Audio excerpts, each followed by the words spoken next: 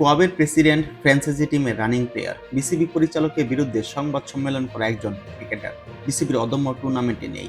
এ নিয়ে ক্রিকেট ভক্তদের মাঝে কৌতূহল শুরু হয়েছে। এই কৌতূহল মূলত বিসিবি পরিচালকের বিরুদ্ধে সংবাদ সম্মেলনে ইস্যুকে এনে এনে চাউর করেন ক্রিকেট ভক্তরা। এই প্রশ্ন এখন সোশ্যাল মিডিয়ায় ভালোভাবে ঘুরপাক খাচ্ছে সকল মহলে। ক্রিকেট মহলে প্রশ্ন উঠেছে, বিসিবির অদম্য টি-20 টুর্নামেন্টে কেন নেই সম্প্রতি সবচেয়ে আলোচিত ক্রিকেটার মোহাম্মদ মিথুন। অনেকেই তো সোশ্যাল মিডিয়ায় জোর তুলেছেন মিথুন ছাড়া এই টুর্নামেন্ট হতেই পারে না। 3 দলের এই টুর্নামেন্টে মিথুনকে যেই করে হোক চাই। ঢাকা ক্যাপিটালসের অধিনায়ক, অথচ এই টুর্নামেন্টে নাই বলে অনেকেই ট্রল করা শুরু করেন মিথুনকে লাগবেই বলে। বিসিবির এই টুর্নামেন্টে মূলত মোহাম্মদ মিথুনকে না রাখা নিয়ে ট্রল নয়, এই ট্রল পরিচালকের বিরুদ্ধে বিপিএল চলাকালীন ক্রিকেটারদের সাথে নিয়ে মিথুনের সংবাদ সম্মেলনকে ঘিরেই।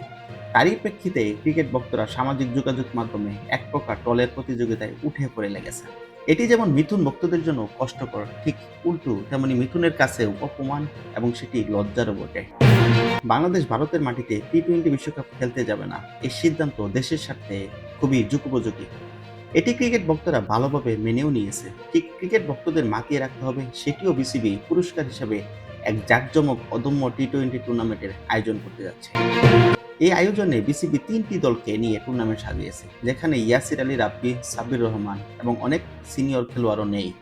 বিসিবি অদম্য টি-20 টুর্নামেন্টে 3টি দলকে 3টি ভাগে সাজিয়েছে। জাতীয় দলের মূল ক্রিকেটারদেরকে নিয়ে ধূমকেতু একাদশ সাজিয়েছে। টি-20তে জাতীয় দলের আশেপাশে থাকা, ওয়ানডেতে ভালো পারফর্ম করা ক্রিকেটারদেরকে নিয়েই দুর্বার একাদশ সাজিয়েছে।